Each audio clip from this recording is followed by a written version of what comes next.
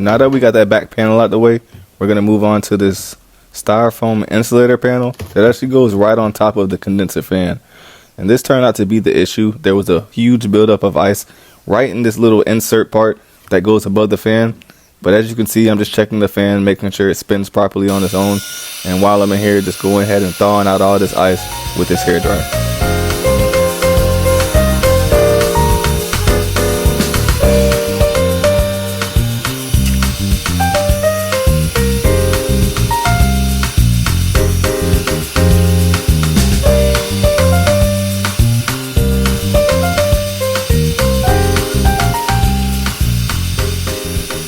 While you're in here with this hairdryer, just be conscious to keep it moving. You don't want to hold it in one spot too long. Some of these parts are plastic, including the fan blades themselves, and you don't want to warp anything or damage any wiring connection.